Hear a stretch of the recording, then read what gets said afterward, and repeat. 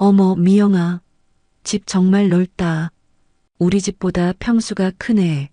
인테리어도 잡지에 나오는 집 같아. 같은 아파트 앞동에 사는 혜진이 호들갑을 떨었습니다. 미영은 어깨를 으쓱하며 의기양양하게 웃었죠. 이 집은 그녀의 자존심이자 성공의 증표였습니다. 수입산 대리석 바닥과 디자이너의 손길이 닿은 가구들, 수천만 원을 호가하는 그림까지 모든 것이 완벽했습니다. 언니, 이쪽으로 와서 베란다 뷰 한번 봐. 우리 집 자랑이야. 언니네 동이랑은 좀 다르지? 미영이 혜진을 이끌고 통유리로 된 베란다 문을 열었습니다. 눈앞에 펼쳐진 화려한 도시의 전경에 혜진이 탄성을 내질렀습니다. 우와, 정말 끝내준다. 나도 이 동으로 이사 오고 싶었었는데 너무 부럽다. 한참 동안 밖을 내다보던 혜진의 시선이 베란다 구석으로 향했습니다. 그녀의 눈이 동그래지더니 이내 입술 끝이 미묘하게 비틀렸습니다. 어머, 미영아, 저건 뭐야? 그녀의 손가락 끝에는 이 세련된 공간과 전혀 어울리지 않는 낡고 시커먼 장독들이 덩그러니 놓여 있었습니다. 미영의 얼굴이 화끈 달아올랐습니다. 아, 저거 우리 어머님 건데. 어머나 세상에. 이 집 인테리어 다 망친다. 저런 건 빨리 치워. 혜진은 낄낄거리며 미영의 어깨를 가볍게 쳤습니다. 그녀가 돌아간 후 현관문이 닫히기 무섭게 미영의 표정은 싸늘하게 굳었습니다. 귓가에 맴도는 비웃음 소리에 창피해서 견딜 수가 없었죠. 그녀는 증오가 가득 담긴 눈으로 장독들을 노려보았습니다. 그날 저녁, 미영이 소파와 한몸이 되어 있는 남편 이기철에게 소리쳤습니다. 여보, 당신 이리 좀 와봐. 아, 왜 또 소리를 질러. 이기철은 스마트폰에서 눈을 떼지도 않은 채 귀찮다는 듯 대꾸했습니다. 저 장독대 좀 갖다 버려주면 안 돼? 오늘 점심에 앞동 사는 혜진 언니가 와서 저게 뭐냐고 비웃고 갔다고. 여기가 무슨 민속촌이냐면서.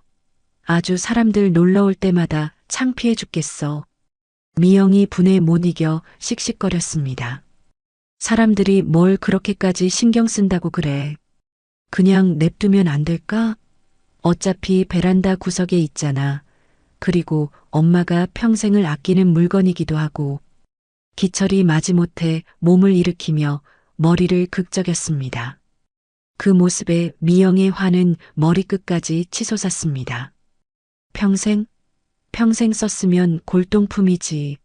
지금이 무슨 쌍팔년도 아니고 누가 집에서 된장을 담가 먹어? 백화점 가면 최고급 유기농 된장이 널렸는데.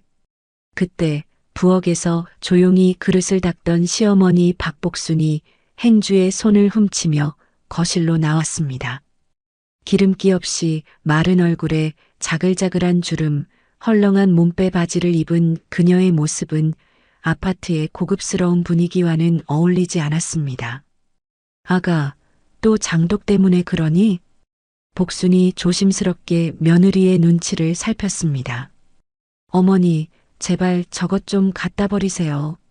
볼 때마다 숨이 턱턱 막힌다고요. 제가 몇 번이나 말씀드렸잖아요. 미영은 한치의 망설임도 없이 쏘아붙였습니다. 그 말에 복순의 얼굴이 삽시간에 굳어졌습니다. 미영아, 저건 그냥 장독이 아니야. 내 시아버지 세상 뜨고 내가 기철이 하나 잘 키워보겠다고 내 청춘을 다 바쳐서 닦고 또 닦았던 내 세월이란다. 저기 저 된장으로 끓인 찌개를 기철이가 얼마나 좋아하는데. 어머니, 그런 구질구질한 옛날 이야기는 이제 지겨워요. 낡았으면 버리는 게 맞죠. 그리고 마트 된장이 훨씬 맛있어요. 미영이 복순의 말을 칼같이 잘라냈습니다. 너희가 내 평생 살던 집 팔아서 여기로 이사 오자고 했을 때 내가 다른 건 다 포기해도 저것만은 가져가게 해달라고 부탁하지 않았니? 내 손때 묻은 물건은 저게 전부인데. 복순의 목소리가 원망으로 가늘게 떨렸습니다. 됐고요. 솔직히 쪽팔려서 그래요. 이 아파트 사는 사람들이 우리 집 놀러 올 때마다 저 얘기해요. 베란다에 저런 거 내놓고 사는 집이 우리밖에 없으니까. 제가 인테리어에 얼마나 신경 썼는 줄 아시잖아요. 미영이 손까지 휘저으며 악을 썼습니다.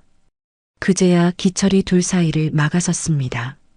아, 진짜 그만들 좀 해.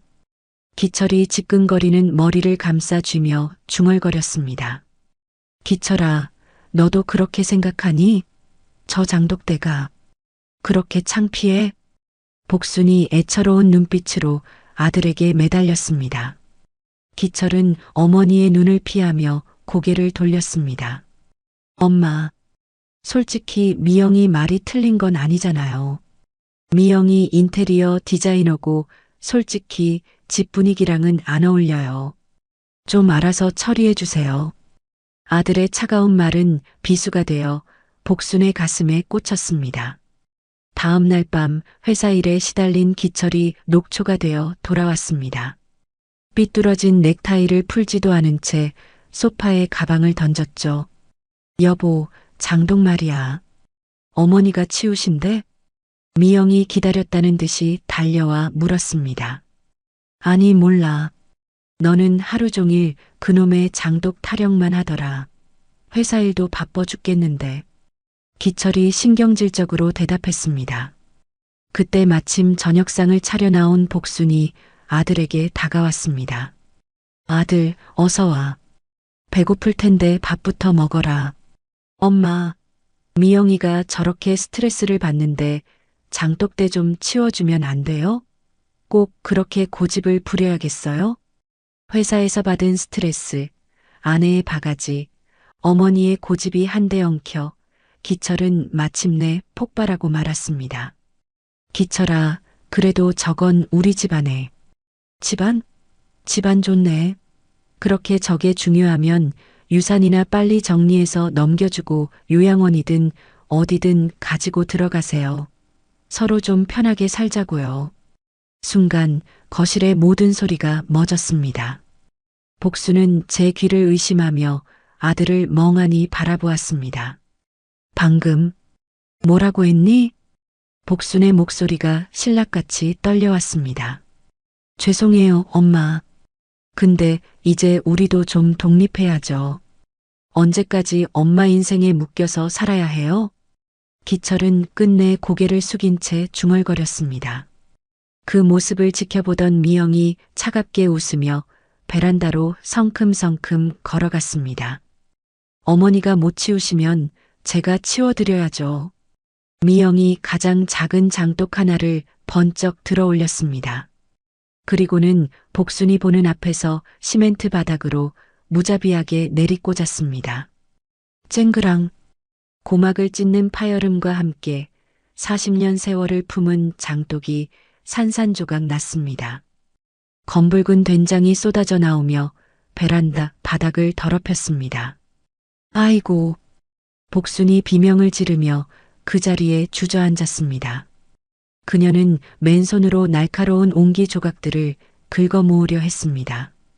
하지만 이내 파편이 손가락을 파고들어 붉은 피가 흘러내렸습니다. 당신 미쳤어.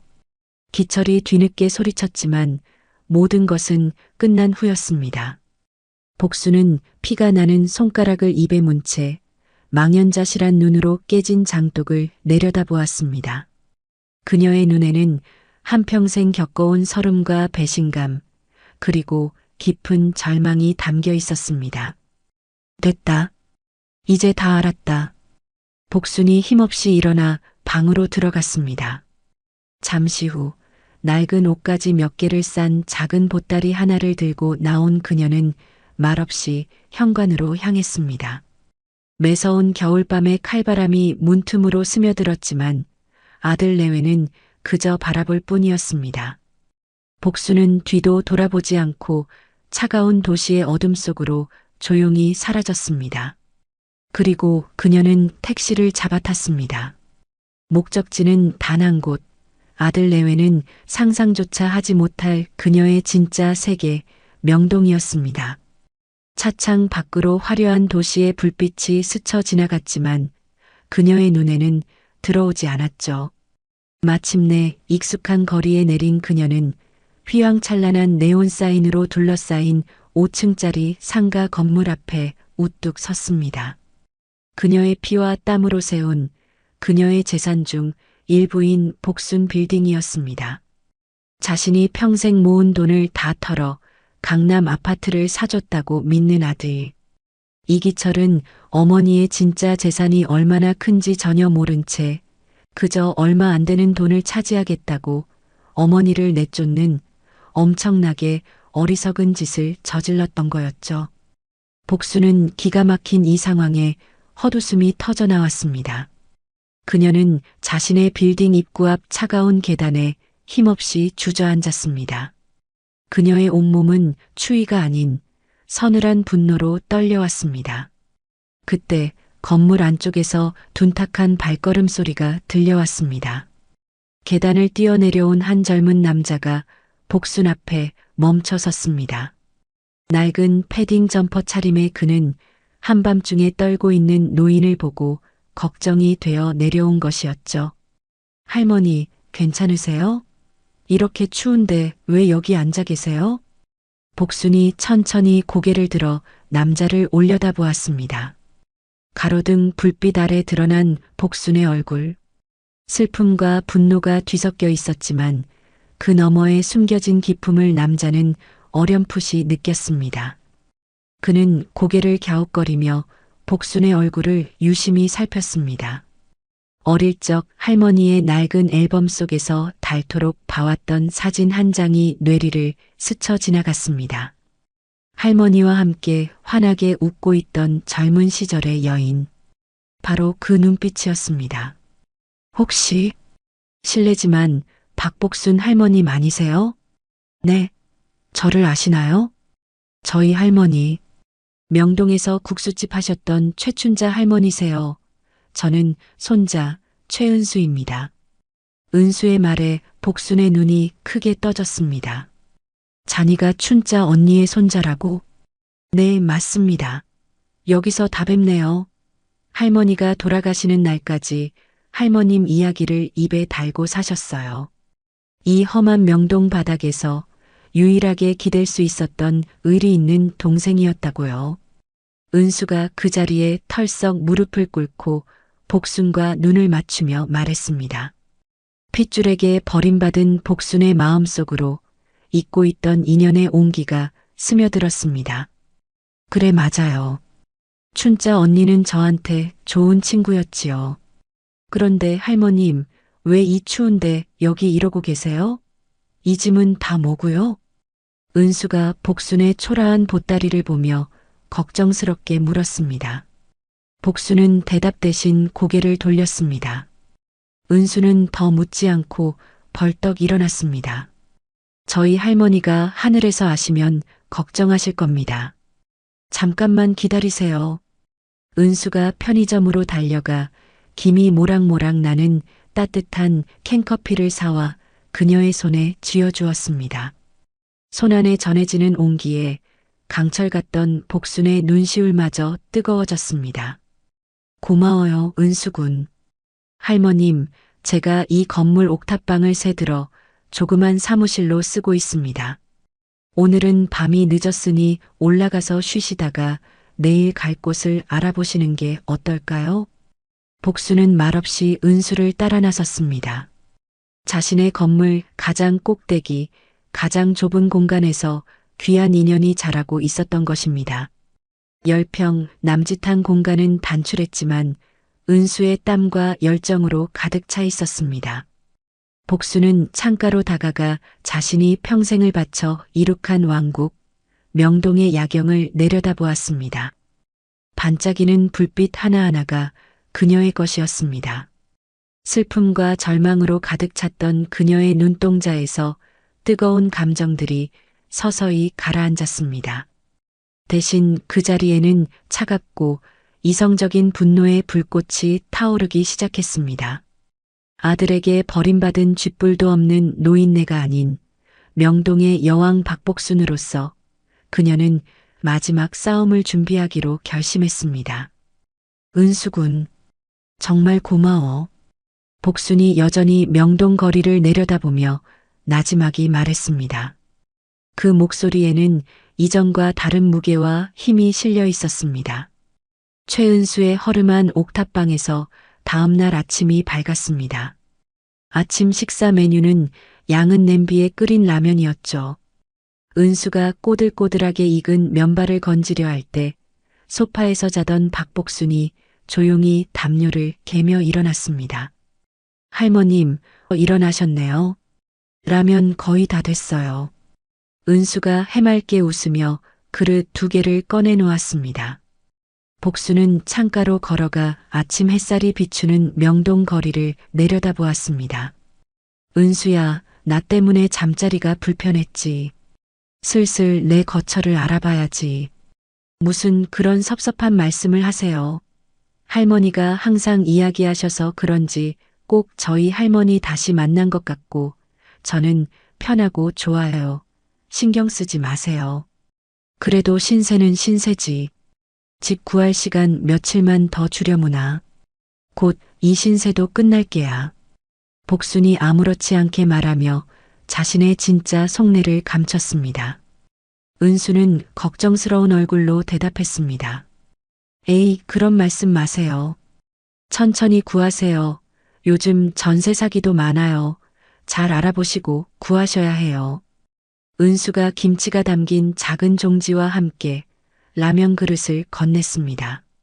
복수는 말없이 라면을 받아들고는 어지럽게 널린 은수의 책상을 훑어보았습니다. 공기 중에는 은은한 편백나무 향기가 감돌았습니다. 상품 사진으로 가득 찬 컴퓨터 모니터 옆으로는 크고 작은 조각칼들과 곱게 말린 나무 부스러기, 그리고 매끈하게 사포질이 끝난 반쯤 완성된 목재 쟁반이 놓여 있었습니다.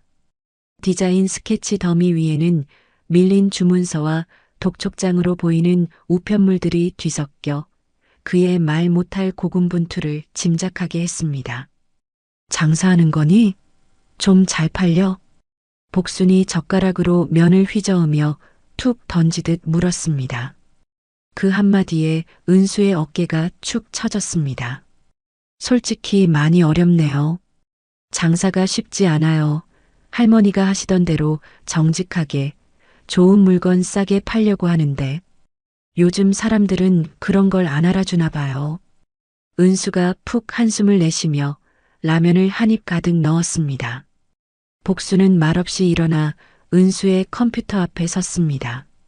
온라인 쇼핑몰 페이지에는 상품 사진들이 아무런 개성 없이 밋밋하게 나열되어 있었습니다. 이 물건들 은순이가 직접 다 만든 거니? 네, 밤새워서요. 물건은 참 좋은데 이걸 파는 솜씨는 영 젬병이네. 복순의 단호한 말에 은수가 먹던 라면을 뿜을 뻔했습니다. 네, 젬병이라니요? 장사는 물건 자랑만 한다고 되는 게 아니야. 이걸 살 사람의 마음을 훔쳐야지. 그녀의 눈빛이 순간 동네 할머니가 아닌 날카로운 사업가의 것으로 변했습니다. 은수는 저도 모르게 자세를 바로하고 그녀의 말에 귀를 기울였습니다. 내 할머니가 늘 말씀하셨지. 장사는 물건을 파는 게 아니라 마음을 사는 것이라고. 자, 이 나무 그릇을 봐라. 이걸 그냥 이렇게 덩그러니 찍어 올리면 누가 사겠어? 여기에 아주 맛깔스러운 나물 반찬을 소복하게 담아서 찍어야지. 보는 사람이 아, 저 그릇에 밥 비벼 먹으면 정말 꿀맛이겠다 하고 침을 꼴깍 삼키게 만들어야 한단 말이야. 복순이 모니터 화면을 손가락으로 콕 찔렀습니다. 아, 마음을 산다는 게 그런 뜻이었군요. 은수가 무릎을 탁 쳤습니다. 그리고 가격은 이게 또 뭐야? 자네 인건비는 고사하고 재료값이나 나오겠어? 좋은 물건은 죗값을 받아야 그 가치가 사는 법이야. 가격을 2배로 올려. 복순의 호통에 은수가 눈을 동그랗게 떴습니다. 그는 홀린 듯이 컴퓨터 앞에 앉아 키보드를 두드리기 시작했습니다. 복순은 그 모습을 지켜보다가 조용히 자신의 낡은 휴대폰을 꺼내 들었습니다. 그녀는 은수에게 들리지 않도록 등을 돌리고 화장실 쪽으로 걸어가며 작은 목소리로 통화를 시작했습니다. 나다, 김 변호사.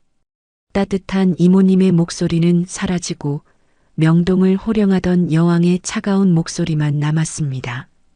회장님, 어디 계십니까? 갑자기 연락을 끊으셔서 얼마나 걱정했는지. 내 신변에 관한 얘기는 나중에 하지. 급한 용무가 있다. 복순이 화장실 문을 살짝 닫고 목소리를 더욱 낮췄습니다. 첫째, 내 명의로 된 모든 부동산과 자산 현황, 자금 흐름까지 완벽하게 정리해서 보고서를 올려줘. 둘째, 내 아들 이기철과 며느리 김미영. 그 두 사람의 모든 금융거래 내역을 샅샅이 뒤져. 대출, 사채, 주식계좌, 카드 명세서까지 먼지 한 톨도 놓치지 마. 셋째, 명동이 한눈에 내려다 보이는 빌라 하나를 일주일 안으로 계약해줘. 알겠습니다, 회장님. 즉시 처리하겠습니다. 복순이 전화를 끊고 화장실에서 나왔을 때 은수는 여전히 컴퓨터 앞에서 땀을 뻘뻘 흘리며 작업에 몰두하고 있었습니다. 며칠에 거쳐 은수는 복순의 말을 귀담아 들으며 작업에 열중했습니다.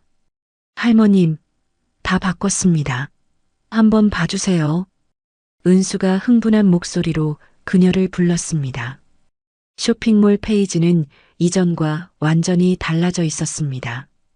따뜻한 감성이 느껴지는 사진들과 설득력 있는 설명, 그리고 당당하게 매겨진 가격표가 방문객을 유혹하고 있었죠. 이제야 장사하는 집 같구나. 기다려봐라. 곧 좋은 소식이 올 게다. 복순이 만족스러운 미소를 지으며 고개를 끄덕였습니다. 그리고 이틀 후 기적 같은 일이 벌어졌습니다. 은수의 휴대폰에서 주문 알림이 쉴 새 없이 울리기 시작했습니다. 할머님, 할머님, 대박이에요. 주문이 폭주해요. 이게 어떻게 된 일이죠? 은수가 휴대폰을 두 손에 꼭 쥔 채 방방 뛰며 기뻐했습니다. 내 할머니가 하늘에서 도우신 게지. 복순이 인자하게 웃으며 그의 어깨를 토닥였습니다. 창밖으로는 그녀가 되찾아야 할 왕국, 명동의 거리가 분주하게 움직이고 있었습니다. 한편 어머니 복순이 떠난 강남 아파트는 평온 그 자체였습니다. 박복순이라는 존재가 처음부터 없었던 것처럼 집안에는 김미영의 취향으로 가득 찬 음악 소리와 값비싼 와인 향기만이 감돌았죠. 자기야, 오늘 수연이 만났는데 글쎄 나를 얼마나 부러워하는지 몰라. 미영이 우아하게 와인 잔을 기울이며 만족스러운 미소를 지었습니다. 그녀의 앞에는 값비싼 레스토랑에서나 볼 법한 스테이크가 놓여 있었습니다. 뭘 부러워하는데? 이기철이 어색한 솜씨로 스테이크를 썰며 물었습니다. 내가 어머니 좋은 요양원으로 보내드렸다고 했거든. 그랬더니 다들 요즘 보기 드문 효부라면서 어떻게 그런 현명한 결정을 했냐고 칭찬을 하더라니까. 자기는 시어머니 때문에 미치겠대. 그 얘기하는데 수연이 거의 울 뻔했잖아. 요양원? 엄마는 그냥 집을 나간 거잖아. 언제 요양원에 갔다고 그래? 기철이 당황해서 나이프를 멈칫했습니다. 어머, 당신은 꼭 그렇게 고지곳대로 들어? 그럼 친구들한테 우리 시어머니 우리가 구박해서 쫓겨났어요 라고 사실대로 말이라도 할까? 다 당신 체면, 내 체면 생각해서 적당히 둘러댄 거지. 미영이 손을 휘휘 내저으며 대수롭지 않게 말했습니다. 기철은 찜찜한 표정을 감추지 못했지만 아내의 말에 더 이상 토를 달지는 못했습니다. 그때 기철의 휴대폰이 요란하게 울렸습니다. 회사 동료인 박 과장이었죠. 여보세요, 과장님. 웬일이세요? 기철아, 너 지금 어디야? 혹시 근처에 아무도 없냐? 전화기 너머로 박 과장의 흥분으로 가득 찬 목소리가 들려왔습니다. 집인데요. 아내랑 같이 있습니다. 야, 너한테만 알려주는 건데. 대박 정보가 하나 있거든. 너 혹시 굴릴 돈 좀 있냐? 박 과장이 주변을 살피는 듯 목소리를 바짝 낮췄습니다. 투자 말씀이십니까? 기철의 귀가 번쩍 뜨였습니다. 내 처남이 증권가 펀드 매니저인데 이건 100% 확실한 내부 정보래. 조만간 바이오주 하나가 터지는데 지금 들어가면 최소 3배, 운 좋으면 5배까지도 본다더라. 이건 그냥 돈을 줍는 거야. 3배요? 기철이 저도 모르게 자리에서 벌떡 일어났습니다. 옆에서 듣고 있던 미영의 눈 역시 탐욕으로 반짝이기 시작했습니다. 그래, 난 내일 당장 마이너스 통장 뚫어서 5천만 원 넣을 거야. 넌 얼마까지 가능하냐? 이런 기회 인생에 2번 다시 안 와. 박 과장의 목소리는 악마의 속삭임처럼 달콤했습니다. 전화를 끄는 기철의 얼굴은 이미 상기되어 있었죠. 여보, 들었어? 3배래, 3배. 미쳤다. 당장 해야지. 우리 통장에 얼마 있더라? 미영이 호들갑을 떨며 계산기를 꺼내 들었습니다. 다 긁어 모아도 2천만 원이 안 될 텐데. 이걸로는 3배가 터져도 간에 기별도 안 가잖아. 그럼 아파트를 담보로 대출을 받을까? 기철의 조심스러운 제안에 미영이 손뼉을 쳤습니다. 그거야. 확실한 정보라며. 대출 이자 그거 얼마나 한다고. 원금의 3배가 굴러 들어오는데.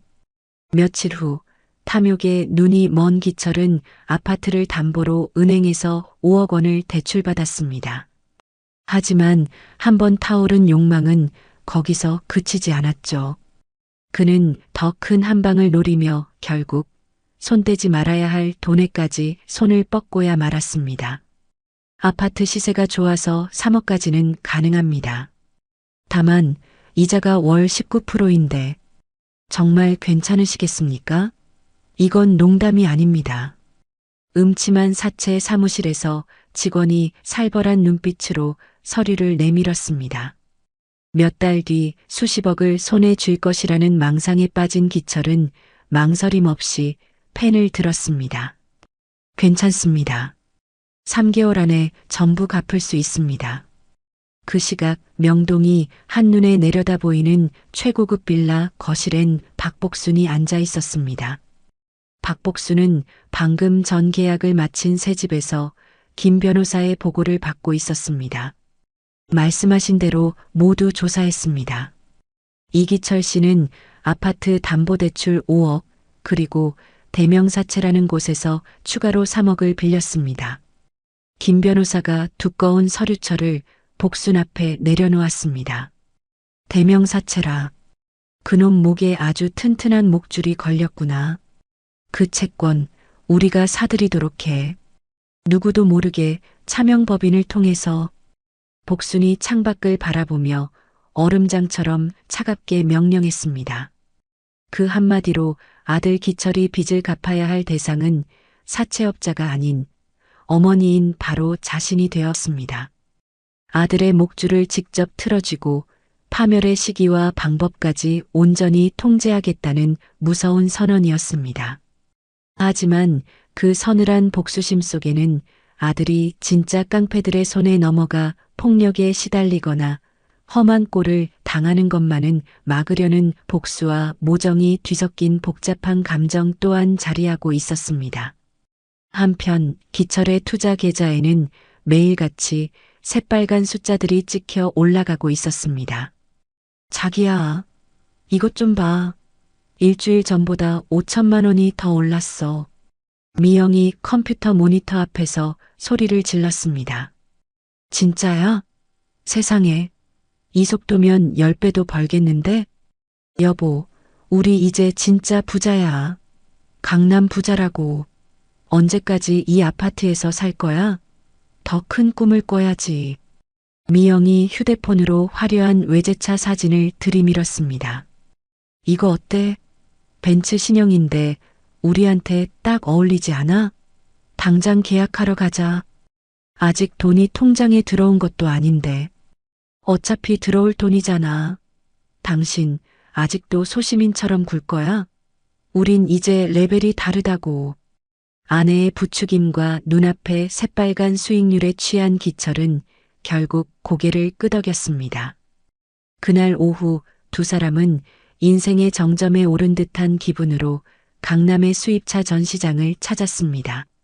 아들 부부가 파멸 직전의 단꿈에 젖어 새 차를 구경하던 그 시간은 수십 년 전의 어느 겨울날로 거슬러 올라갑니다. 그곳에는 아들이 평생 모르고 살았던 박복순의 진짜 인생이 있었습니다. 30년 전에 명동거리는 사람과 연기, 고함 소리로 정신없이 들끓는 거대한 시장터였습니다. 골목 가장 후미진 곳, 다른 상인들의 등살에 밀려난 자리에 스물 중반의 젊은 박복순이 갓난아기를 등에 업은 채 군고구마를 팔고 있었습니다. 매캐한 연기가 눈을 찔렀지만 그녀는 눈을 비빌 새도 없이 목청을 높였습니다. 맛있는 군고구마 사세요. 꿀처럼 달콤한 군고구마가 왔어요. 하지만 행인들은 꾀재재한 행색의 젊은 복순과 그 옆에 초라한 좌판을 거들떠보지도 않았습니다. 그때 추위와 배고픔에 지친 등 뒤에 아기 기철이 앵하고 울음을 터뜨렸습니다. 쉬, 기철아. 우리 아들 울지 마. 뚝.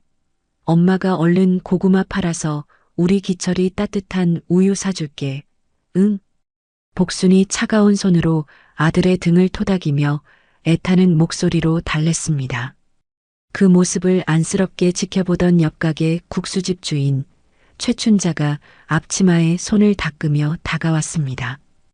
복순아, 애기가 배고파서 보채는갑다. 이리 줘봐. 내가 좀 안고 있을게. 푸근한 인상의 춘자가 선뜻 손을 내밀었습니다. 아니에요, 언니. 장사하셔야죠. 괜찮아요. 으이구, 뭐가 괜찮아. 애 울음소리에 내 속이 다 타들어가겠다. 어서. 춘자가 복순의 등에서 기철을 솜씨 좋게 받아 안았습니다. 아기는 신기하게도 춘자의 품에 안기자 울음을 뚝 그쳤습니다. 언니, 정말 고마워요.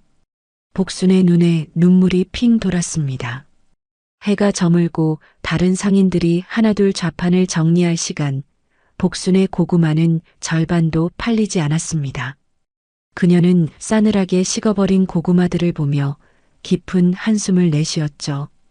춘자는 그런 복순을 묵묵히 지켜보다가 자신의 가게로 손짓했습니다.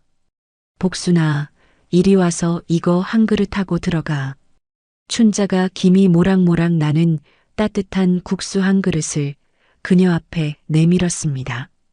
언니, 저 돈 없어요. 내가 너한테 국수값 받으려고 이러는 것 같아?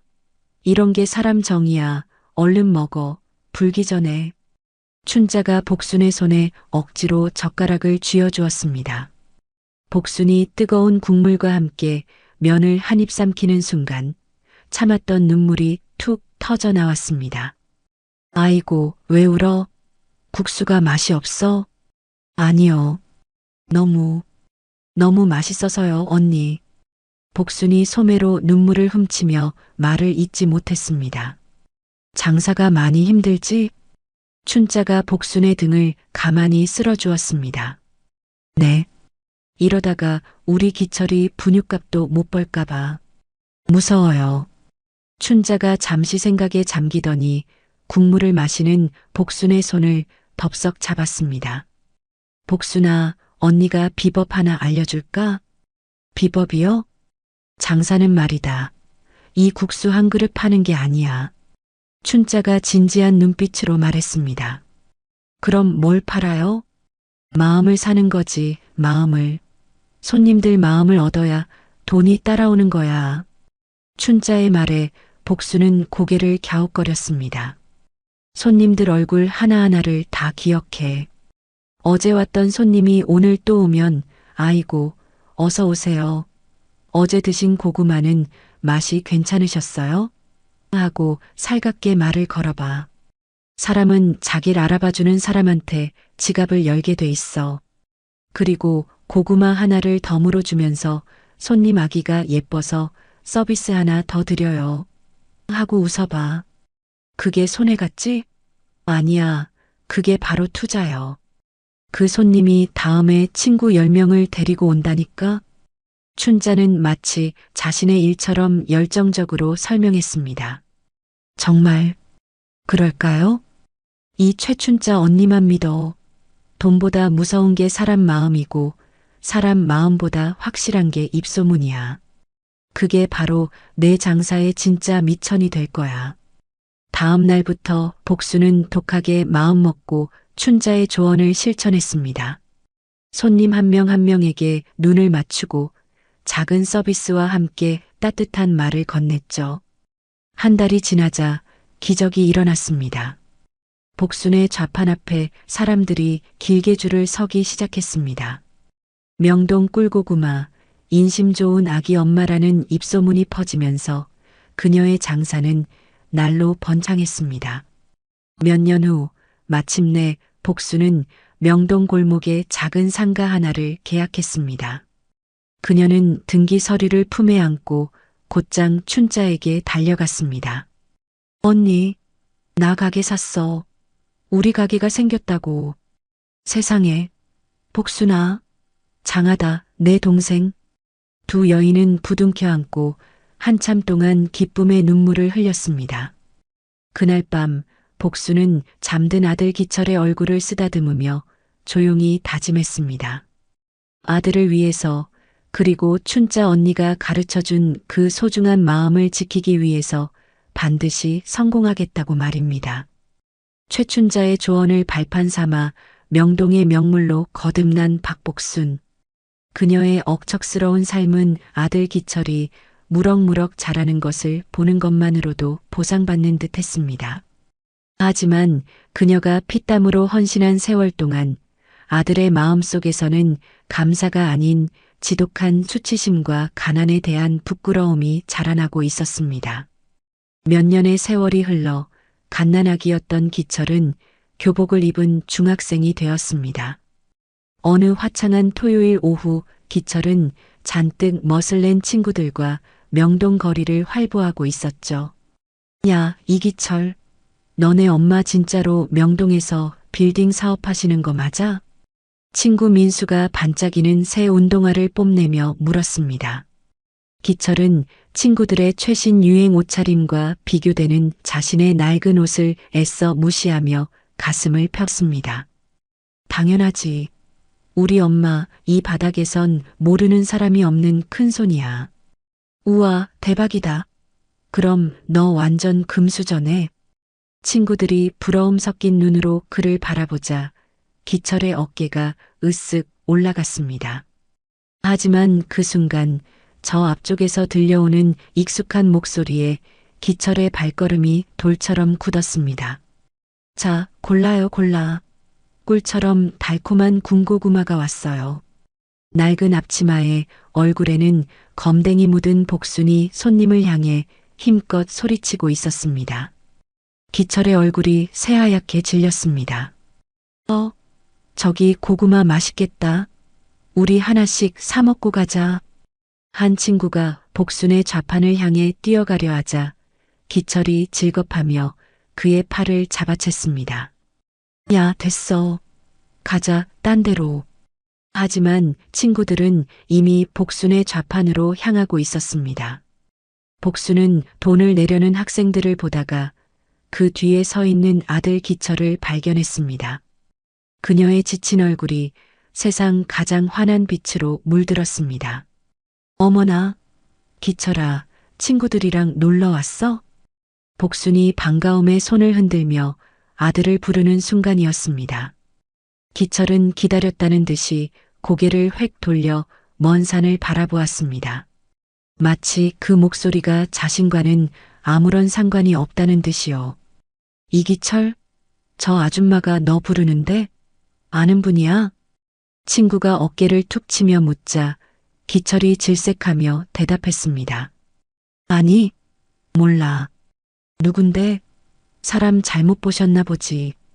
그 차가운 한마디가 비수처럼 날아와 복순의 심장에 박혔습니다.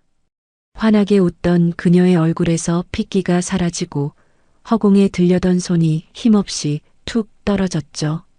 그녀의 목숨과도 같은 아들이 자신을 외면하고 있었습니다.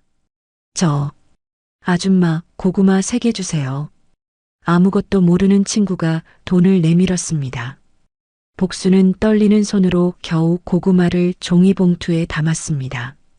그녀의 눈은 아들의 뒷모습에 고정되어 있었지만 기철은 단 한 번도 돌아보지 않았습니다. 안녕히 계세요. 친구들이 멀어지고 복수는 한참 동안 그 자리에 멍하니 서 있었습니다. 화롯불의 온기조차 그녀의 시린 마음을 데우지는 못했습니다. 그날 밤 집에 돌아온 기철을 복순이 무겁게 가라앉은 얼굴로 기다리고 있었습니다. 기철아, 이리 와서 좀 앉아라. 나 숙제해야 돼. 무슨 일인데? 기철이 퉁명스럽게 대답하며 방으로 들어가려 했습니다. 오늘 명동에서 엄마 보고 왜 아는 척 안 했어? 엄마 본 거 맞지? 그 말에 기철의 어깨가 움찔했습니다. 이내 그는 가방을 바닥에 집어던지며 악을 쓰듯 소리쳤습니다. 봤어. 그래서 뭐? 그게 뭐 어쨌는데? 네가 엄마를 모르는 척하지 않았니? 그럼 어떡해? 친구들 앞에서 우리 엄마가 고구마 장수라고 어떻게 말해? 엄마 때문에 내가 얼마나 창피했는지 알아? 기철의 입에서 나온 가시 돋친 말에 복순의 얼굴이 무너져 내렸습니다. 기철아, 엄마는 너 먹여 살리려고. 다른 엄마들은 집에서 살림하거나 회사 다니잖아.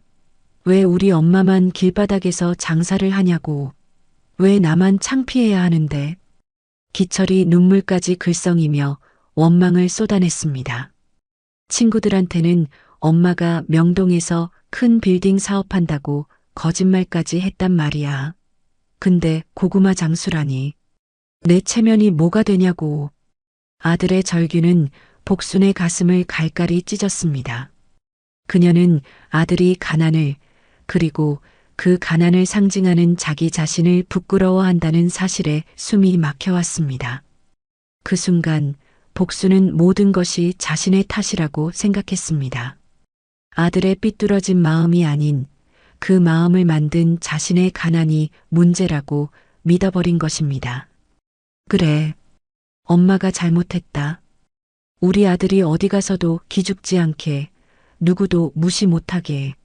엄마가 돈 많이 벌게. 기철이가 자랑스러워할 수 있는 엄마가 되어줄게.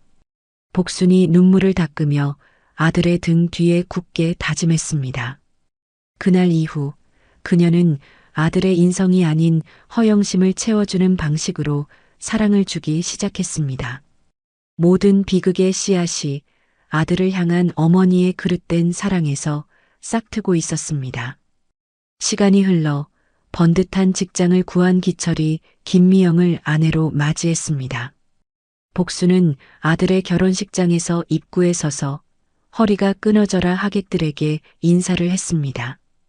그녀는 아들의 체면을 위해 명동의 상인이 아닌 강남의 점잖은 사모님처럼 보이려 애썼죠. 식이 끝난 후 복수는 두꺼운 축의금 봉투 다발이 든 가방을 꼭 쥔 채 신혼부부를 불렀습니다. 기철아, 미영아, 너희 신혼집 때문에 불렀다. 어머니, 정말 저희 집 해주시게요? 미영이 기다렸다는 듯 눈을 반짝였습니다. 그래야지. 오늘 들어온 축의금에 내가 모은 돈을 탈탈 털었다. 이걸로 강남의 작은 아파트 한 채는 살 수 있을 게다. 복순이 미소를 지으며 돈 봉투를 건넸습니다. 그녀는 아들이 더 이상 돈 때문에 기죽을 일이 없다는 사실에 안도했습니다. 며칠 후 부동산 중개인을 따라 강남의 아파트를 보러 간 자리였습니다. 이 집은 24평입니다. 신혼부부가 살기에는 딱 좋죠. 중개인의 설명에 미영의 표정이 삽시간에 굳어졌습니다. 그녀는 팔짱을 낀 채 콧방귀를 뀌었습니다. 24평이요? 어머, 너무 좁다. 우리 집만 들여놔도 발 디딜 틈도 없겠네. 얘야, 시작부터 너무 큰 집은. 복순이 조심스럽게 말하자 이번에는 아들인 기철이 나섰습니다. 엄마, 미영이 말이 맞아. 내 회사 동기들은 다들 30평대에서 시작하는데 내가 어떻게 이런 좁은 데서 살아? 회사 사람들이 집들이 온다고 하면 창피해서 얼굴도 못 들 거야. 아들의 입에서 나온 창피하다는 말은 또다시 복순의 가슴에 박혔습니다. 미영은 기세를 몰아 복순을 위아래로 훑어보며 대놓고 말했습니다. 어머니, 아버님 돌아가셨을 때 받은 보험금도 꽤 되셨을 텐데 그것까지 합치면 30평은 충분하지 않아요? 그 노골적인 말에 복순은 얼굴을 얻어맞은 듯 멍해졌습니다. 아들 기철은 아내의 무례한 말을 말리기는커녕 못 들은 척 창밖만 바라보고 있었죠. 아들이 기죽는 꼴을 볼 수 없었던 그녀는 자신이 살던 아파트를 팔고 결국 돈을 더 보태 30평짜리 아파트를 계약해주고 말았습니다. 그리고 아들 집으로 들어갔죠. 하지만 그것은 시작에 불과했어요. 어머님, 기철 씨 차, 저 낡은 국산차 계속 태우실 거예요? 회사 동료들이 다 수입차인데 우리 기철 씨만 왕따 되겠어요. 어머니, 이거 신상 아니라 작년 모델이잖아요. 백화점 직원한테 속으신 거 아니에요? 이런 건 들고 다니면 창피해요. 아들 부부의 요구는 끝이 없었고 복순의 지갑은 쉴 새 없이 열렸습니다. 그녀의 헌신은 당연한 권리가 되었고 감사는 사라진 지 오래였습니다. 어느 날 저녁 복순은 어렵게 말을 꺼냈습니다. 기철아, 돈을 물 쓰듯 하면 못 쓴다. 벌기는 어려워도 쓰기는 한순간이야. 아, 엄마, 또 그 잔소리. 엄마, 여긴 명동시장 바닥이 아니라고요. 기철이 짜증을 내자 옆에서 와인을 마시던 미영이 끼어들었습니다. 어머니, 그런 건 옛날 어른들이나 하는 생각이에요. 요즘은 돈을 써야 돈이 돌고 투자를 해야 부자가 되는 세상이라고요. 어머니처럼 아끼기만 하면 평생 그 자리인 거 몰라요? 며느리의 가르침에 복수는 할 말을 잃었습니다. 그날 밤 복수는 깊은 생각에 잠겼습니다. 자신이 돈으로 아들의 허영심을 채워주는 동안 아들은 돈의 노예가 되어버렸다는 것을 깨달았죠. 내가 돈이 없어도 저 아이들이 나를 엄마로 존중해 줄까? 그날 이후 복순의 마지막 시험이 시작되었습니다. 그녀는 아들과 며느리를 거실에 불러앉히고 무겁게 입을 열었습니다. 기철아, 미영아. 이제 너희에게 더는 해줄 돈이 없구나. 복순이 일부러 지치고 쇠약해진 목소리로 말했습니다. 네, 그게 무슨 말씀이세요, 엄마? 너희 이 집 사주고 차 사주고 그동안 생활비 대주느라 내 아버지 목숨값이었던 보험금까지 내가 다 써버렸다. 이제 이 늙은이 수중엔 정말 돈 한 푼 남지 않았어. 그녀의 폭탄 선언에 거실 공기는 순간 싸늘하게 얼어붙었습니다. 아들과 며느리의 얼굴에서 미소가 사라지고 계산적인 눈빛이 번뜩였습니다. 아니나 다를까 그들의 태도는 그날부터 돌변했습니다. 돈 나올 구멍이 막혔다고 생각하자 늙은 시어머니는 그저 귀찮고 거추장스러운 짐일 뿐이었습니다. 그때부터 며느리 김미영은 베란다의 낡은 장독대를 핑계 삼아 사사건건 트집을 잡기 시작했습니다. 어머니, 저 촌스러운 것 좀 어떻게 안 돼요? 라는 가벼운 투정으로 시작된 구박은 날이 갈수록 심해졌죠. 엄마, 용돈 주는 날 한참 지났잖아요. 카드값 내야 된다고. 기철이 마치 빚 독촉이라도 하듯 당연하게 말했습니다. 내가 돈이 없다고 하지 않았니? 돈이 없으면 어떡해요. 저희도 사는 거 빠듯한데. 옆에 있던 미영이 날카롭게 쏘아붙였습니다. 짜증과 노골적인 무시가 섞인 말들이 그녀의 가슴을 후벼 팠습니다. 그날 밤 복수는 아들 집의 작은 방 안에서 소리 죽여 눈물을 삼켰습니다. 명동의 최고급 빌라 안 박복수는 소파에 앉아 길고 긴 과거 회상에서 천천히 눈을 떴습니다. 아들을 괴물로 만든 것이 결국 자신의 뒤틀린 사랑이었다는 뼈아픈 진실을 되새기고 나니 더는 망설일 이유가 없었습니다. 모든 원인이 자신에게서 시작되었기에 이 끔찍한 고리를 끊어내는 것 또한 온전히 자신의 몫이었습니다. 박복수는 곁에 놓인 전화기를 들어 자신의 법률 대리인에게 전화를 걸었습니다. 그리고 얼음처럼 차가운 목소리로 단 한마디를 내뱉었습니다. 이제 시작하게. 박복순의 그 한마디와 함께 아들 부부가 그토록 굳게 믿었던 장밋빛 인생이라는 달콤한 꿈은 와장창 소리를 내며 깨져버렸습니다. 그 운명의 아침, 아무것도 모르는 이기철은 늘 그랬듯 출근 준비를 하며 무심코 TV를 켰습니다. 단꿈에 젖어있던 그의 뇌리를 후려치는 앵커의 목소리가 흘러나왔습니다. 긴급 속보입니다. 수천억 원대의 대규모 펀드 사기 사건이 발생했습니다. 골든에셋 투자회사의 대표 김 씨가 고객들의 투자금을 들고 해외로 잠적한 것으로. 골든에셋? 기철의 손에서 리모컨이 툭 떨어졌습니다. 그의 눈이 공포로 물들며 TV 화면에 고정되었습니다. 김 대표는 존재하지도 않는 바이오 회사를 내세워 가상의 수익률을 조작하는 방식으로 투자자들을 속여온 혐의를 받고 있으며 피해자들의 여보, 김미영, 당장 이리 와봐. 기철의 비명에 화장실에서 나오던 미영이 인상을 찌푸렸습니다. 아침부터 왜 소리를 지르고 난리야? 저기 뉴스 좀 봐. 우리가 투자한 회사라고. 기철이 하얗게 질린 얼굴로 TV를 가리켰습니다. 화면을 확인한 미영의 얼굴에서도 순식간에 핏기가 사라졌습니다. 거짓말.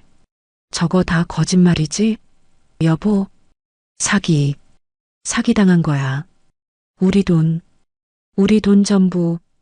기철이 머리를 감싸쥐며 소파 위로 무너져 내렸습니다. 바로 그때 마치 기다렸다는 듯이 현관벨이 울렸습니다. 넋이 나간 기철이 비틀거리며 문을 열자 검은 정장을 입은 낯선 사내 둘이 서 있었습니다. 이기철 씨 되십니까? 네. 그런데 누구시죠? 대명사채에서 빌려가신 3억 원에 대한 채무 상환을 요구하러 왔습니다. 사내가 품에서 서류 봉투를 꺼내 휙 건넸습니다. 네. 하지만 상환일은 아직 한참 남았는데요. 채권이 저희 쪽으로 양도되었습니다. 계약서에 명시된 대로 채권자 변경 시 즉시 상환을 요구할 수 있습니다. 이번 주 금요일까지 원금과 이자, 전액을 상환하지 않으시면 담보로 잡힌 이 아파트는 즉시 가압류에 들어갑니다. 사내는 감정 없는 목소리로 통보한 뒤 돌아섰습니다. 쿵 하고 닫히는 현관문 소리가 부부의 심장을 내리찍었습니다. 은행 빚 5억, 사채 빚 3억, 도합 8억이라는 평생 만져보지도 못할 돈이 눈덩이 같은 이자와 함께 그들을 짓누르기 시작했습니다. 어떡해? 우리 이제 어떡해? 미영이 그 자리에 주저앉아 울음을 터뜨렸습니다. 바로 그때 기철의 휴대폰이 다시 울렸습니다. 회사 인사팀장이었죠. 기철은 불길한 예감에 떨리는 손으로 전화를 받았습니다. 회사에 도착한 기철은 곧장 인사팀장실로 불려갔습니다. 이쪽으로 앉아. 팀장은 싸늘한 얼굴로 서류 뭉치를 책상 위에 던졌습니다. 이기철 씨가 회사 공금을 횡령하여 불법적인 주식 투자를 했다는 제보가 들어왔네. 네, 횡령이라니요. 저는 그런 적 없습니다. 시침이 떼지 마. 자니가 골든에셋이라는 사기 회사에 회사 운영 자금을 빼돌린 증거가 여기 다 있어. 자네 해고야. 그리고 회사 이미지 생각해서 경찰에 고발은 안 할 거야. 대신 내일까지 이 돈 채워 넣어. 안 그럼 이미지고 뭐고 콩밥 먹게 해줄 테니까. 하늘이 무너지고 땅이 꺼지는 듯한 충격이었습니다. 박 과장이 회사 돈을 횡령하고 모든 죄를 기철에게 덮어 씌웠던 것이었습니다. 기철은 자신이 어떻게 회사를 걸어 나왔는지 기억조차 나지 않았습니다. 집으로 돌아오는 길, 다리에 힘이 풀린 그는 벤치에 주저앉아 텅 빈 눈으로 하늘만 바라보았습니다. 돈, 집, 그리고 직장까지 그가 가졌던 모든 것이 한순간에 사라져버렸습니다. 집에 돌아온 기철의 꼴을 보자마자 미영이 귀신같이 달려들었습니다. 어떻게 됐어? 회사에서 뭐라고 해? 잘렸어. 뭐? 잘렸다고? 당신 미쳤어. 미영의 날카로운 비명이 거실을 찢었습니다. 다 끝났어. 돈도 집도 직장도 전부 다. 다 당신 때문이야. 당신만 아니었으면. 미영이 이성을 잃고 기철의 가슴을 미친 듯이 내리치기 시작했습니다. 당신이 확실한 정보라고 했잖아. 인생 역전한다며. 나도 속았어. 내가 사기당하고 싶어서 당했냐고. 기철이 미영의 손을 거칠게 뿌리쳤습니다. 두 사람은 서로를 잡아먹을 듯이 노려보며 추악한 본성을 드러냈습니다. 아니, 이건 저주야. 당신이 당신 엄마를 내쫓아서 벌 받는 거라고. 어른을 내치면 천벌 받는다는 말도 못 들어봤어? 네가 장독대로 스트레스를 주니까 그런 거잖아. 나만 쫓아냈어? 너도 같이 했잖아. 미영이 바닥에 주저앉아 머리를 뜯으며 악을 썼습니다. 며칠 뒤 우편함에 꽂힌 차가운 법원 등기가 그들의 숨통을 완전히 끊어놓았습니다. 아파트, 경매 개시 결정 통지서. 기철의 손에서 종이 한 장이 힘없이 바닥으로 떨어졌습니다. 그들이 그토록 자랑스러워했던 강남 아파트, 모든 것이 허무하게 무너져 내렸습니다. 미영은 자신의 명품백을 모두 팔아 기철의 회사에 가져다 주었습니다. 일단 횡령한 돈을 갚지 않으면 당장 콩밥 먹게 생겼으니까요. 거실 바닥에는 온갖 독촉장과 법원에서 날아온 붉은 글씨의 경매 통지서가 어지럽게 흩어져 있었습니다. 이기철은 텅 빈 눈으로 허공을 응시하고 있었고 김미영은 손톱을 물어뜯으며 방안을 초조하게 서성였습니다. 이제 끝이야?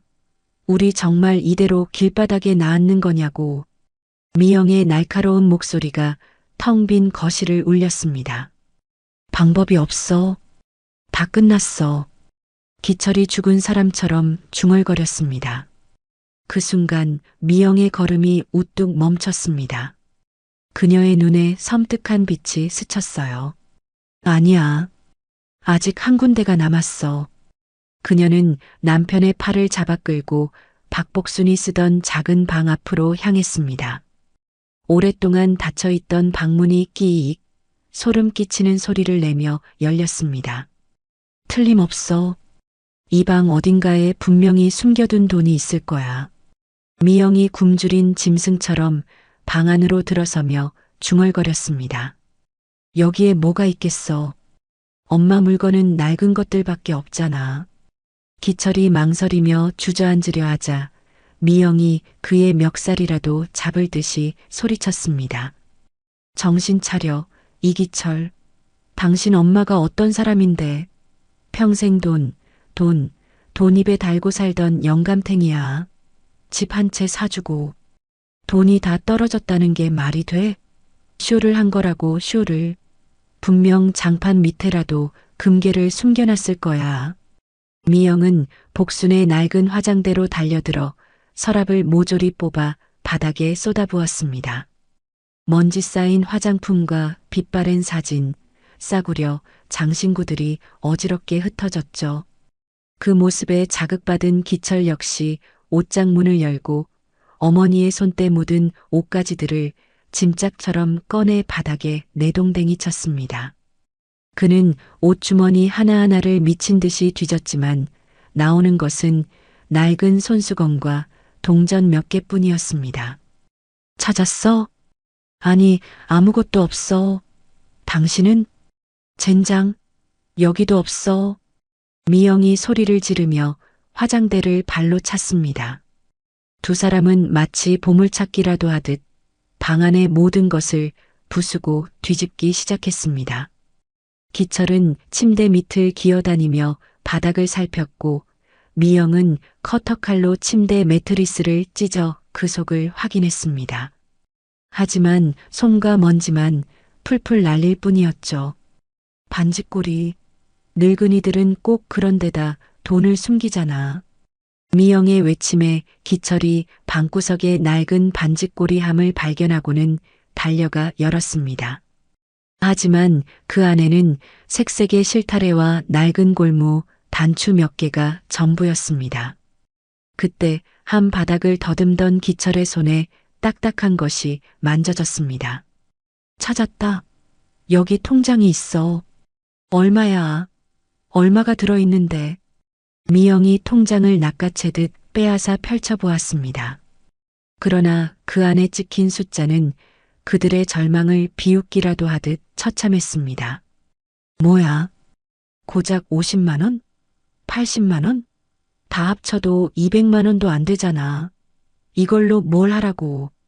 미영이 통장들을 갈기갈기 찢어 바닥에 뿌리며 울부짖었습니다. 그녀는 분에 못 이겨 벽을 주먹으로 쾅쾅 내리쳤습니다. 없어. 아무것도 없다고. 이럴 리가 없어. 그 지독한 구두쇠가 이렇게 돈이 없을 리가 없다고. 이제 정말 끝인가 봐. 기철이 바닥에 주저앉아 넋나간 목소리로 중얼거렸습니다. 분노에 찬 그녀의 눈이 마지막으로 방 안을 훑던 그때 낡은 화장대와 벽틈 사이에 끼어 있는 종이 조각 하나가 눈에 들어왔습니다. 저건 뭐지? 미영이 귀신처럼 달려들어 그것을 확 낚아챘습니다. 그것은 다 낡아빠진 명함 한 장이었습니다. 명동 부동산? 부동산 명함이 왜 여기서 나와? 미영이 명함을 들어보이며 중얼거렸습니다. 아니야. 끝이 아닐 수도 있어. 뭐? 이거 봐. 명동. 어머님이 명동 부동산 명함을 왜 가지고 있겠어? 뭔가 명동에 땅이든 건물이든 더 있을 수도 있어. 예전에 어머님 거기서 장사하셨다며. 미영의 악에 받친 목소리가 기철의 귓가에 뱀처럼 파고들었습니다. 어머니에 대한 마지막 일말의 죄책감마저 사라지고 그 자리에는 배신감과 도끼만이 남았습니다. 자신이 피해자라는 망상이 그의 머릿속을 완전히 지배하기 시작했습니다. 그래, 엄마는 우리를 속인 걸 수도 있지. 가난한 척, 돈 없는 척 하면서. 기철이 이를 갈며 일어섰습니다. 그의 눈빛은 더 이상 절망이 아닌 섬뜩한 분노로 타오르고 있었습니다. 찾아내야 해. 엄마가 어디에 숨어 있는지 찾아내서 숨겨둔 재산 전부를 빼앗아야 해. 그건 원래부터 내 것이었어. 당연하지.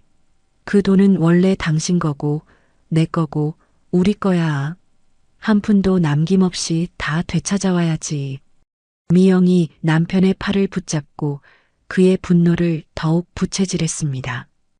이제 그들의 목표는 용서를 비는 것이 아니었습니다. 어머니의 재산을 찾아내 빼앗아오는 것, 그것이 지옥의 나락에서 그들이 찾아낸 새로운 목표가 되었습니다. 두 사람은 독이 오른 채 어지럽혀진 복순의 방을 뒤도 돌아보지 않고 나섰습니다. 다음 날 허름한 상가 건물 2층, 명동 부동산의 낡은 유리문을 거칠게 열어젖힌 미영이 다짜고짜 책상에 앉아있던 중개인에게 명함을 내밀었습니다. 여기 박복순이라는 할머니 오신 적 있죠? 중개인은 잠시 생각에 잠기더니 이내 고개를 끄덕였습니다. 아, 그 점잖으신 분 말씀이시군요. 얼마 전에 저희 부동산 통해서 아주 좋은 빌라를 계약하고 가셨죠. 그런데 무슨 일이십니까? 누구시죠? 미영은 기다렸다는 듯이 금방이라도 눈물을 쏟을 것처럼 슬픈 표정을 지었습니다. 그녀는 기철의 팔을 꼭 붙잡고 애절하게 연기하기 시작했습니다. 사실 저희 어머니께서 요즘 기억이 오락가락하세요. 치매 초기 증상 때문에 옛날 생각만 하시고는 갑자기 연락도 없이 집을 나가셔서 저희가 지금 애타게 찾고 있습니다. 이 명함이 유일한 단서예요. 옆에 있던 기철 역시 걱정으로 얼굴이 반쪽이 된 아들이냥 맞장구를 쳤습니다. 네, 맞습니다. 혹시 저희 어머니께 무슨 일이라도 생길까봐 일이 손에 안 잡힙니다. 제발 좀 도와주십시오. 어디로 가셨는지 주소라도 좀 알려주세요. 두 사람의 처절한 연기에 중개인의 얼굴에 동정심이 어렸습니다. 허허, 그러셨구나. 제가 배웠을 땐 아주 정정하고 기품 있는 분이셨는데. 이상하네. 중개인이 고개를 갸웃거리자 미영은 더욱 필사적으로 매달렸습니다. 그게 더 무서운 거예요. 겉은 멀쩡해 보이시는데 속은 아니거든요. 제발요, 저희 어머니 좀 찾게 도와주세요. 결국 중개인은 마음이 약해져 서랍에서 주소가 적힌 메모지를 꺼내 주었습니다. 원래는 절대 알려드리면 안 되는 건데 사정이 딱하시니. 명동 시내가 한눈에 내려다 보이는 로얄 팰리스 3001호입니다. 부디 잘 모셔가세요. 로얄 팰리스라는 이름에 부부의 눈빛이 교차했습니다. 그들은 감사 인사도 하는 둥 마는 둥 부동산을 뛰쳐나와 택시를 잡아탔습니다. 주소지에 도착한 두 사람은 입을 다물지 못했습니다. 눈앞에는 그들의 강남 아파트는 초라한 창고처럼 느껴질 정도로 웅장하고 화려한 최고급 빌라가 서 있었습니다. 세상에, 이런 데서 살고 있었다고? 미영이 경악과 질투가 뒤섞인 목소리로 중얼거렸습니다. 그들은 1층 로비로 들어서려 했지만 제복을 입은 경비원이 철통같이 앞을 막아섰습니다. 어디 오셨습니까? 저 3001호의 박복순 여사님 만나러 왔는데요. 저희 그분 자식입니다. 기철이 더듬거리며 말했습니다. 경비원은 의심스러운 눈초리로 두 사람의 허름한 행색을 위아래로 훑어보더니 인터폰을 들었습니다. 3001호 사모님, 자제분이라고 하시는 분들이 방문하셨습니다. 올려 보내드릴까요? 전화를 받은 복순의 목소리에는 놀라는 기색조차 없었습니다. 마치 모든 것을 예상했다는 듯 그녀의 입가에 얼음처럼 차가운 미소가 희미하게 번졌습니다. 복수는 잠시 뜸을 들인 후 나직이 대답했습니다. 네, 맞아요. 올려보내세요. 잠시 후 엘리베이터에서 내린 기철과 미영이 굳은 표정으로 3001호 앞에 섰을 때 찰칵 소리와 함께 묵직한 문이 안에서부터 열렸습니다. 박복수는 홀로 최고급 소파에 앉아 소리 없이 찻잔을 기울이고 있었습니다. 두 사람은 망치로 머리를 세게 얻어맞은 듯한 표정으로 그 자리에 얼어붙었습니다. 자신들과 함께 살 때 늘 그녀가 즐겨 입었던 낡은 몸빼 바지가 아닌 한 올 한 올 정성스럽게 수가 놓인 단아하고 품이 있는 비단 옷을 입고 있었습니다. 얼굴에는 걱정이나 슬픔이 아닌 모든 것을 초월한 듯한 평온한 미소마저 감돌았죠. 그녀의 뒤로는 눈부신 햇살이 쏟아지는 그들의 강남 아파트와는 비교도 안 될 만큼 고급스럽고 정갈한 내부가 펼쳐져 있었습니다. 쫓겨난 노인네의 비참함은 어디에도 없었습니다. 복수는 아연실색한 아들과 며느리를 위해서 아래로 천천히 훑어보았습니다. 그 어떤 감정도 실려있지 않은 눈빛이 오히려 더 섬뜩하게 느껴졌습니다. 왔구나. 여기까지 어쩐 일이니? 박복순의 차갑고도 나직한 목소리가 대리석 바닥처럼 차갑게 복도를 울렸습니다. 기철은 여기가 제 집이라도 되는 양 소파에 털썩 주저앉더니 한숨을 푹 내쉬며 당연하다는 듯 입을 열었습니다. 엄마, 우리 큰일 났어요. 그 목소리에는 반성이나 미안함이 아닌 사고를 친 아들이 부모에게 뒤처리를 요구하는 듯한 뻔뻔함이 묻어 있었습니다. 복수는 대답 대신 찻잔을 들어 향을 음미할 뿐이었죠. 투자 사기를 당해서 돈을 다 날렸다고요. 빚이 8억에 집도 경매로 넘어가게 생겼어. 회사에서도 잘렸고 옆에 있던 미영 역시 기다렸다는 듯 말을 보탰습니다. 그러니까 어머니, 일단 급한 불부터 꺼야 하니까 돈 좀 주세요. 빚부터 해결하게요. 아들과 며느리는 마치 은행에 대출 상담이라도 하러 온 사람들처럼 자신들의 상황을 설명하고 돈을 요구했습니다. 그것이 지난 수십 년간 그들이 복순을 대해왔던 방식이었습니다. 하지만 복순은 그동안의 엄마가 아니었습니다. 그녀는 찻잔을 내려놓고 벌레 보듯 차가운 눈으로 두 사람을 훑어보았습니다. 그래서 그게 나와 무슨 상관이 있는 게냐? 복순의 얼음장 같은 반응에 두 사람의 얼굴이 순간 굳어졌습니다. 지금껏 단 한 번도 들어본 적 없는 아들을 향한 냉정한 말이었습니다. 엄마, 무슨 말을 그렇게 해? 나 아들이잖아요. 내 아들이라면 자기 엄마를 요양원 이야기를 아무렇지도 않게 꺼내면서 길바닥으로 내쫓지는 않았겠지. 복순의 말에 두 사람은 이대로는 안 되겠다고 직감했습니다. 지금까지 통했던 방법이 더는 먹히지 않는다는 것을 깨달은 것입니다. 그 순간 기철의 눈빛이 돌변했습니다. 그는 소파에서 벌떡 일어나 복순의 앞에 무릎을 꿇었습니다. 엄마, 내가 잘못했어요. 내가 정말 미쳤었나 봐요. 미영 역시 눈치 빠르게 남편의 옆에 따라 엎드렸습니다. 두 사람은 마치 약속이라도 한 듯 바닥에 이마를 박고 악어의 눈물을 흘리기 시작했습니다. 어머니, 저희가 잠시 눈이 멀었어요. 헛된 욕심에 홀려서 어머니 가슴에 대못을 박았어요.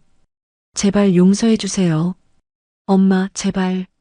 이 아들 한 번만 살려줘요. 나 정말 죽을 것 같단 말이에요. 기철이 엉금엉금 기어와 복순의 발치에 매달리며 울부짖었습니다. 복순은 자신의 발을 붙잡은 아들의 초라한 연기를 벌레 보듯 차갑게 내려다보았습니다. 너네는 나를 늘 ATM 기계로 여겼어. 나는 늘 니들이 원하는 걸 해줬고 나는 그게 너네를 향한 사랑이라고 생각했어. 근데 그게 너무나도 잘못되었다는 걸 깨달았다. 이젠 절대 그렇게 해줄 일은 없을 거야. 그녀의 서늘한 음성에 두 사람의 울음소리가 잠시 멎었습니다. 복수는 잠시 침묵하더니 서랍에서 명함 한 장을 꺼내 그들 앞에 던졌습니다. 내일 오전 10시까지 이리로 오너라. 너희에게 마지막 기회를 주겠다. 다음 날 오전 부부는 변호사 사무실의 육중한 문 앞에 서 있었습니다. 안으로 들어서자 김 변호사가 감정 없는 얼굴로 그들을 회의실로 안내했습니다. 거대한 테이블 위에는 봉투 2개가 나란히 놓여 있었습니다. 박복순 여사께서 두 분께 2가지 선택지를 주셨습니다. 김 변호사가 첫 번째 봉투를 가리켰습니다. 첫째, 두 분의 모든 빚 8억 원을 전부 갚아주고 지방에 작은 상가 하나를 마련해주는 대신 앞으로 박복순 여사의 재산에 대한 상속 권리를 일절 포기한다는 각서입니다. 두 사람의 눈이 흔들렸습니다. 빚을 탕감해주고 가게까지 준다는 파격적인 제안이었습니다. 그리고 두 번째는요? 미영이 침을 꿀꺽 삼키며 물었습니다. 둘째, 법에 따라 정상적으로 상속 절차를 진행하는 것입니다. 다만 현재 두 분이 진 빚은 스스로 해결해야 합니다. 기철과 미영은 서로의 얼굴을 마주 보았습니다. 그들의 머릿속에서는 미친 듯이 계산기가 돌아가고 있었죠. 겨우 상가 하나? 이 빌라가 얼만데? 분명히 다른 재산도 어마어마할 거야. 빚은 상속만 받으면 충분히 갚고도 남아. 첫 번째는 우리를 시험하려는 함정이야. 탐욕은 결국 이성을 마비시켰습니다. 그들은 어머니가 내민 마지막 동아줄이 아닌 더 큰 떡을 선택하기로 했습니다. 두 번째로 하겠습니다. 상속을 받겠습니다. 기철이 결심한 듯 말했습니다. 변호사는 기다렸다는 듯이 두 번째 봉투를 열어 서류를 내밀었습니다. 후회하지 않으시겠습니까? 선택은 번복할 수 없습니다. 네, 후회 안 합니다. 미영이 날카롭게 대답하며 서류를 낚아채듯 받아들었습니다.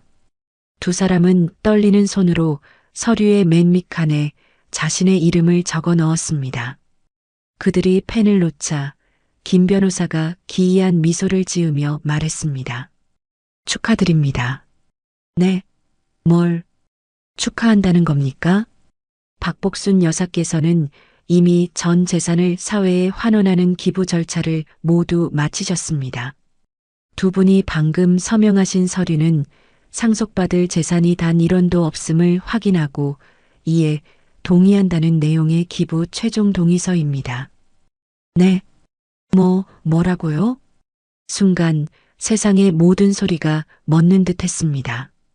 기철과 미영의 얼굴이 새하얗게 질리다 못해 시체처럼 파랗게 변해갔습니다. 만약 첫 번째 봉투를 선택하셨다면 빚도 청산하고 새 출발도 하실 수 있었을 텐데 참으로 안타깝게 됐습니다. 변호사가 조롱하듯 혀를 찼습니다. 아, 미영의 입에서 인간의 것이라고는 믿기 힘든 비명이 터져 나왔습니다. 기철은 자신이 서명한 서류를 멍하니 내려다보다가 그 자리에 거품을 물고 쓰러졌습니다.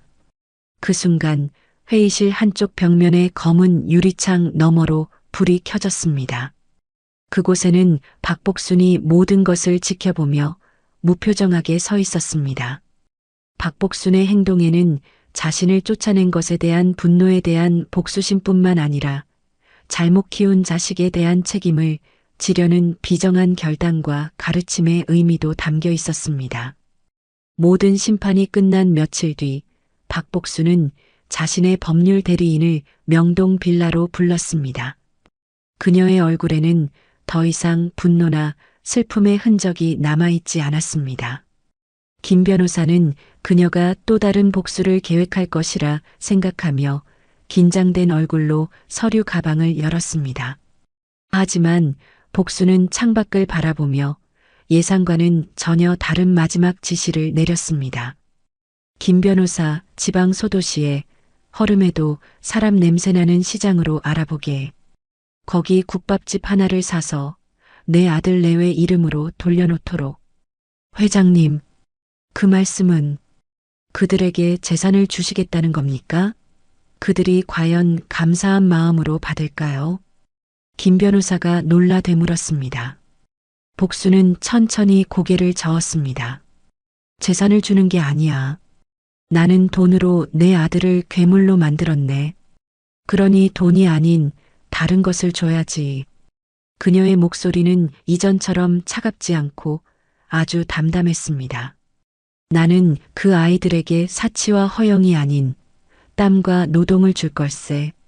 제 손으로 국밥을 말고 설거지를 하고 손님들께 머리를 조아리며 돈 10,000원의 가치를 뼈저리게 느끼게 해줘야지.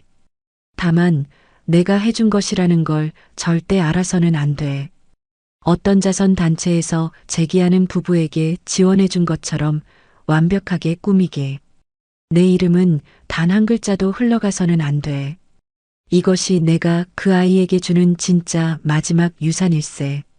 그것은 돈이 아닌 땀 흘려 일하며 스스로 살아갈 기회를 주는 어미의 마지막 사랑 방식이었습니다. 1년 후 지방의 어느 작은 시장 골목이었습니다.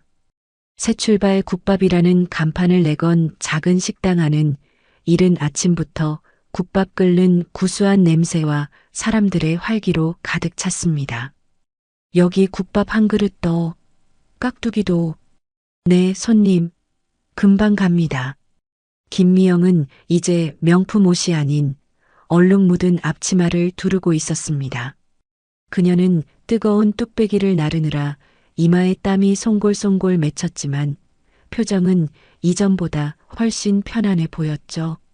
주방 안에서는 이기철이 거대한 솥 앞에서 쉴 새 없이 국물을 젓고 있었습니다. 그의 손마디는 뜨거운 열기에 붉게 익고 거칠어져 있었지만 텅 비었던 눈빛만큼은 활기로 가득 차 있었습니다.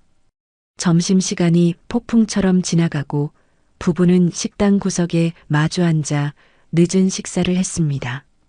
미영이 거칠어진 제 손을 내려다보며 피식 웃었습니다. 자기야, 내 손 좀 봐. 네일 아트는커녕 로션 바를 시간도 없네.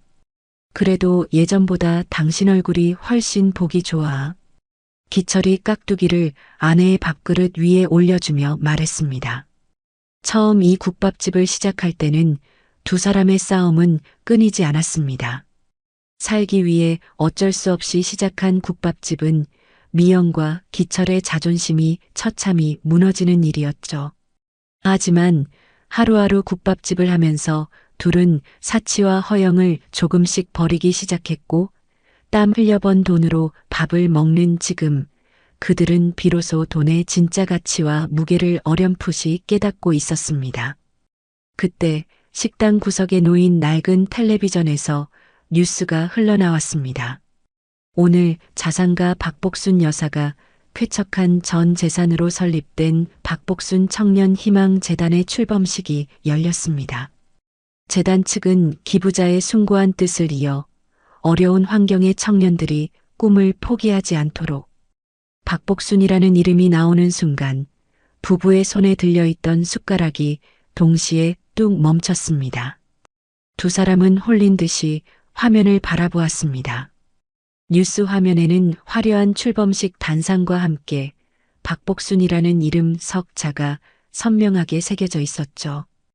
앵커는 그녀가 평생을 바쳐 이룬 부를 얼굴도 이름도 모르는 청년들을 위해 모두 내놓았다고 전하고 있었습니다. 화면 속에서 곱게 한복을 차려입은 어머니는 모든 것을 초월한 듯 인자하고 평온한 미소를 짓고 있었습니다. 기철의 눈에서 후회의 눈물 한 방울이 뚝 떨어져 국밥 그릇 안으로 번졌습니다. 미영 역시 고개를 숙인 채 소리 없이 눈물을 훔쳤습니다. 자신들이 그토록 탐내고 빼앗으려 했던 것이 얼마나 어리석고 부끄러운 욕심이었는지 그들은 조금씩 깨닫고 있었습니다. 그리고 자신들에게 기적처럼 찾아온 이 작은 국밥집이 어쩌면 어머니가 내려준 마지막 동아줄이었을지도 모른다고 두 사람은 말없이 직감했습니다. 같은 시각 명동의 빌딩 옥상에 꾸며진 아름다운 정원이었습니다. 박복수는 홀로 휠체어에 앉아 붉게 물들어가는 저녁 노을을 바라보고 있었습니다. 그녀의 무릎 위에는 작은 화분 하나가 놓여 있었죠. 모든 것을 내려놓은 그녀의 얼굴에는 진정한 평온과 행복이 깃들어 있었습니다. 그녀는 피와 눈물로 쌓아 올린 건물이 아닌 저 멀리 이름 모를 시장터에서 국밥 한 그릇을 팔기 위해 애쓰고 있을 아들 내외의 고단한 삶을 떠올렸습니다. 박복수는 마침내 돈의 주인이 아닌 자기 인생의 주인으로서 진정한 자유를 되찾은 것입니다.